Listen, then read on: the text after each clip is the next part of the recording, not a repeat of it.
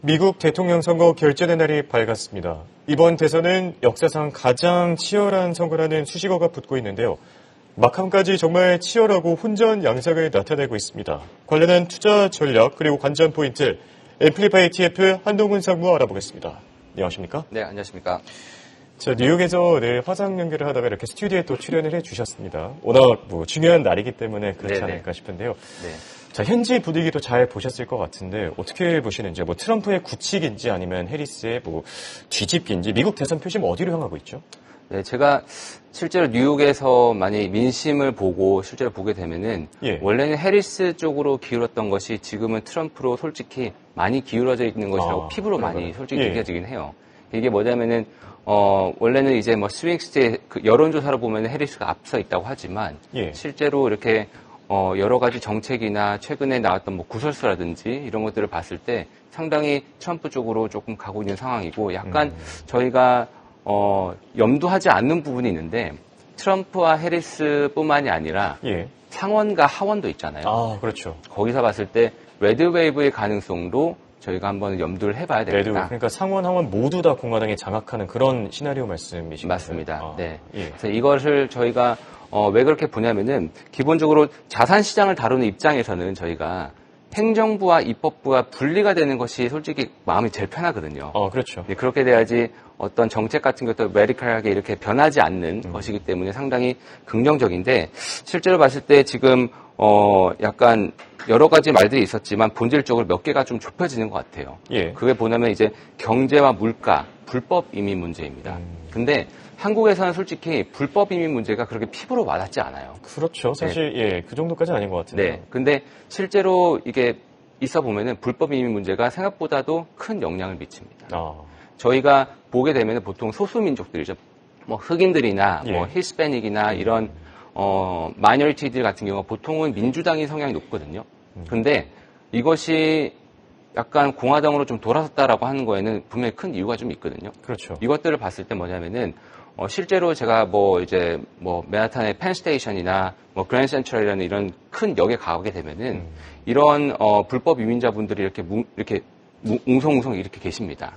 이분들이 결국은 뭘 하는 거냐면은 일자리를 찾고 있거나 아니면 쉘터들을 이렇게 찾고 있는 그런 상태거든요. 그래서 쉽게 얘기해서 제가 그냥 단적인 예로 우버 딜리버리를 시키잖아요. 우버 딜리버리를 시키면은 제가 딱 여기 화면에 뜨는 그 기사님 사진 같은 게 보이죠. 사진과 실제로 오시는 분이 달라요.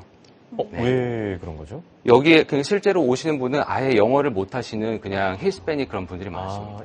그걸 봤을 때 이게 어떻게 되는지 모르겠지만 실제로는 이분들이 더 싼 가격으로 노동력을 그렇죠. 갖고 가면서 그 마이너리티들이 갖고 있는 그런 이제 파트타임 잡을 이렇게 테이크오버를 하기도 하고 약간 쉘터에 대한 그런 문제도 있고 그런 게 있는 것 같습니다. 그래서 이런 것들이 부각되다 보니까 트럼프 쪽으로 조금 기울지 않는가. 그래서 저희가 잘 알고 있는 트럼프 관련주라고 할 수 있는 트럼프 미디어 인 테크놀로지 그룹 DJT 같은 경우도 성과가 좋았다가 지금 해리스가 바뀌고 나서 안 좋았죠. 그렇죠. 그러다가 이제 9월 TV 대선 토론을 바탕을 찍고 올라오는데 지금 거의 저점율은 150%, 160% 이상 올랐었죠. 수준이죠. 네네네네. 그래서 그것들을 봤을 때 저희가 물론 계속 지켜봐야 됩니다만, 지금 현재 상태에서는 조금 트럼프 쪽으로 기울었지 않은가라고 개인적으로 전망합니다. 알겠습니다. 네, 이번 사전투표율이 역대급으로 높다고 들었습니다. 네. 이렇게 높은 사전투표율이 가지는 영향 좀 어떻게 보시나요? 솔직히 사전투표율 같은 경우는, 민주당이 사전투표율이 높을수록 민주당 쪽에 조금 더 우호적인 상황이기도 했었죠. 그래서 원래 이제 그 사전투표율을 보게 되면은 지금 현재 유권자가 한 1억 8,500만 명 정도 됩니다. 근데 이제 그 중에서 지금 어제 아침까지 체크해보니까 7,200만 명, 7,500만 명까지 했더라고요. 그러니까 거의 40% 넘었죠. 이게 사전투표율이 2020년도 코로나 시즌만 하더라도 이제 거의 그때가 역대급이었거든요. 그때 64% 이렇게 해서 되게 높았었어요. 그때는 그렇죠. 이제 코로나 이슈가 있었고요. 근데 그 전에는 보게 되면은 한 35%, 한 36% 수준으로 되게 낮았었는데 확실히 차이가 나네요. 확실히 많이 벌어졌습니다. 이렇게 사전투표율이 높아졌던 것을 보게 되면은 이게 큰 의미를 가지는데 뭐냐면은 민주당만 독려한 것이 아니라 공화당도 같이 독려를 했다라고 볼 수 있어요. 되게 재미있는 게 뭐냐면은 미국은 voter registration 해서 투표권으로 제가 유권자 등록을 해야지 저희가 투표를 할 수 있습니다. 아, 그냥 아무나 할 수 있는 게 아니라. 네네. 예.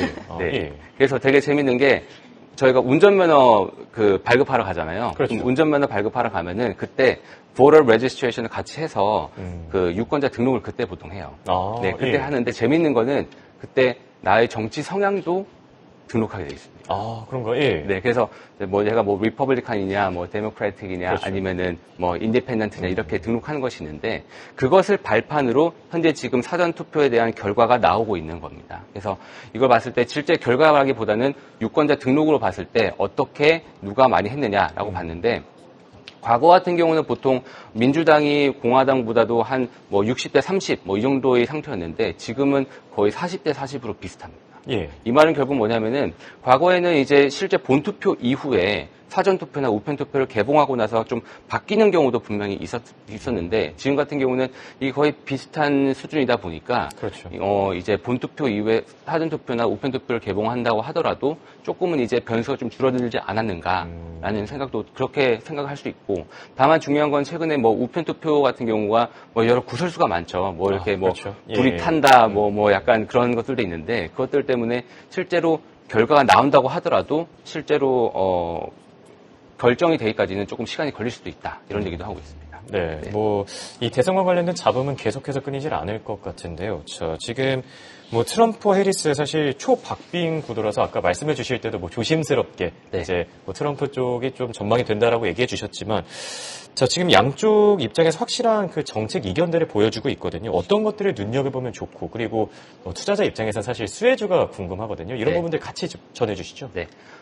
가장 명확한 거는 이제 에너지 정책이죠. 트럼프는 그래서 뭐 뒤에 계속 이렇게 하고 있는데, 그렇죠. 예, 그래서 뭐 트럼프 같은 경우는 화석 연료에 대해서 가장 좋게 보고 있는 것 같고, 그리고 이제 해리스 같은 경우는 현재와 동일하게 신재생 에너지 그리고 이제 친환경 에너지 이거에 예. 대해서 결국 더 이제 그 부스트업을 하겠다라는 것이고 증세 기업에 대해서는 이제 조금 다른 모습을 보이고 있죠. 그렇죠. 해리스 같은 경우는 기업의 증세를 얘기를 하고 있고요. 21%에서 28%. 그리고 이제 기업 같은 경우는 트럼프 같은 경우는 이제 21%에서 15%를 조금 낮게 보고 예. 있는 상태고 중산층을 지원한 정책은 솔직히 비슷한 것 같습니다. 좀 약간 세부 내용이 다르겠지만 반면에 이제 우방국과 동맹 강화는 비슷하지만 트럼프는 조금 더 우선주의, 미국의 우선주의에 대해서 더 얘기를 하고 있고요. 불법 이민에 대해서도 트럼프는 더 강하게 얘기를 하고 있죠. 그러다 보니까 예. 만약에 레드 웨이브가 됐을 때 생길 수 있는 약간 레디컬한 정책이 이 불법 이민 이렇게 추방 여기에 대해서 생길 수 있는 노동력 공백이라든지 거기에 따른 인건비 상승 이걸로도 분명히 이어질 수 있는 그런 상황입니다. 또한 트럼프 정책에 대해서 우려가 되는 부분 중에 하나가 수입국 중국에 대한 많은 관세를 부과하겠다는 부분이 이것이 인플레이션을 야기하겠다라는 것도 예. 야기할 수 있는 상황인데 반면에 트럼프 같은 경우는 이제 푸드 그로서리 가격 가우징이라고 해서 가격 상한제 이거에 대해서 조금 논란이 되는 부분이 있고요. 그러다 보니까 결국 트럼프 트레이드에서 수혜를 받는 주식 같은 경우는 결국 에너지주 그리고 트럼프가 미국의 제조업을 부활 예고를 했기 때문에 미국 인프라 관련 그리고 리쇼어링 관련된 그런 종목들 은행주 규제도 완화를 했기 때문에 은행주 관련들 방산주, 가상자산, 사이버 보안 등이 트럼프 트레이드의 종목으로 예상을 하고 있고요. 해리스 트레이드 같은 경우는 현재와 큰 변화 없이 현재가 지금 꾸준하게 좀 그럴 것 같지만 결국은 친환경 신재생 에너지가 결국은 수혜를 보는 그게 것이고 메인이죠. 예. 네. 그리고 이제 마리화나 관련해서도 지금 페더럴 레벨에서 연방 정부 레벨에서 전체를 통과시키겠다라는 의지를 갖고 있어요. 그래서 마리화나에 대해서 좋은 생각을 갖고 있고 그리고 주택 공급을 많이 한다고 했기 때문에 주택 건설주가 있을 예. 것으로 보이고요. 중산층 삶의 질 개선을 하기 위해서 나오고 있다 보니까 테크 중에서도 5G 그렇죠. 그런 것들을 예상을 하고 있습니다. 네. 자, 이렇게 두 후보 간의 공약이 조금씩 엇갈리고 있는데요. 자, 누가 되더라도 사실 수혜를 볼 수 있는 ETF 이런 것들도 중요하겠죠. 이 부분 간단하게 좀 짚어주시겠습니까? 네. 첫 번째는 방위산업과 사이버 보안이 있겠죠. 여기는 이제 양당 모두가 되게 중요시 여기는 정책이다 보니까 예. 여기에 대해서는 저희가 방위산업, 그냥 기존의 방위산업 에 더하다가 AI가 접목된 방위산업 그리고 이제 사이버 보안까지 저희가 같이 봐야 되지 않을까 싶습니다. 예. 관련 ETF로는 저희가 ITA라는 ETF가 방위산업 ETF로 가장 크고요. 그리고 사이버 보안으로는 CIBR 그리고 HACK 핵 이라는 ETF가 또 있습니다. 두 번째로는 이제 가상자산과 이제 블록체인 관련 산업입니다. 트럼프는 이미 친크립토로 돌아서 있는 상태고, 뭐 여러 가지 캠페인도 하고 있는 그런 상태죠. 반면에 이제 해리스 같은 경우는 트럼프보다는 조금은 이제 어조가 좀 약하지만 적어도 이제 민주당 같은 경우는 더욱 상당히 친크립토 성향이 있습니다. 뭐 바이든 때보다는 좀 더 낫겠죠. 네네. 그러다 보니까 여기에 대해서 블록체인이나 뭐 가상자산에 대한 그런 산업이 좀 더 육성이 될 것이다라고 생각을 하고 있고, 그 이외에도 비트코인이나 이더리움 현물 ETF가 시장에서 많이 자리를 잡고 있기 때문에 여기에 대해서 저희가 이렇게 눈여겨보면 좋은데, 한국에서는 비트코인 현물 ETF가 아직 거래가 되지 않기 때문에 비트코인 선물 ETF인 비토가 있겠지만 이거 같은 경우는 또 현선물 괴리가 있어요. 가격 괴리가 있기 때문에 조심하셔야 되고, 이것이 안 된다면 비트코인 채굴, 가상자산, 블록체인 관련 기업에 투자하는 블럭이라는 ETF가 있습니다. 마지막 세 번째는 이제 인컴 자산에 대한 니즈가 계속 확대되고 있는데, 뭐 결국은 이제 금리 인하 사이클로 저희가 접어들었죠. 그래갖고 100bp 인하를 예상을 하고 있지만, 그러다 보니까 결국 채권 금리 하락, 이에 따라서 대한 투자 인컴, 뭐 커버드 콜, 배당주 다양한 것들이 있죠. 그래서 그런 것들에 대해서는 저희가 주목을 해봐야 될 것 같습니다. 네, 조금 전에 짚어주신 좀 방산이나 암호화폐 외에도 저는 개인적으로 초당적 산업이 꽤나 많다라고 좀 생각을 하고 있습니다. 뭐 이외에도 뭐 금이나 제약바이오 혹은 뭐 인프라도 해당이 될 텐데요. 뭐 관련해서 눈여겨볼 만한 ETF가 좀 있을지 여쭤보고 싶습니다. 네, 아까 준비하면서 또 이렇게 얘기도 주셨더라고요. 근데 보면은 금과 은이 결국은 수혜를 같이 받고 있는 것 같아요. 금이 수혜를 받는데 그 역량이 은으로도 좀 스피오버를 하는 그런 모습을 보이는 것 같습니다. 그래서 저희가 금 현물 ETF로, 은 현물 ETF로 본다면은 GLD, CRLV 같은 종목이 있겠고요. 만약에 레버리지 효과를 기대하신다면은 보통 이제 금이나 은의 선물을 갖고 있는 레버리지 ETF보다는 금 채굴업체, 은 채굴업체가 있는 주식형 ETF가 조금은 더 괜찮습니다. 그래서 금 같은 경우는 GDX, 은 같은 경우는 CILJ가 있고요. 바이오 같은 경우는 미국의 생명보안법 하원 통과로 인해서 결국은 이제 바이오 자국 제약 산업에 대한 그런 보호를 하겠다는 의지를 표명한 것이죠. 그렇기 때문에 대표적인 제약 ETF로는 XBI, IHE 등이 있겠고요. 마지막으로 미국 인프라 산업에 대해서는 역시 모두 양당이 우호적이다 보니까 페이브, IFRA 같은 두 가지 ETF가 대표적인 인프라 산업이 되겠습니다. 알겠습니다. 지금까지 도움 말씀의 앰플리파이 TF의 한동훈 상무였습니다. 감사합니다. 감사합니다.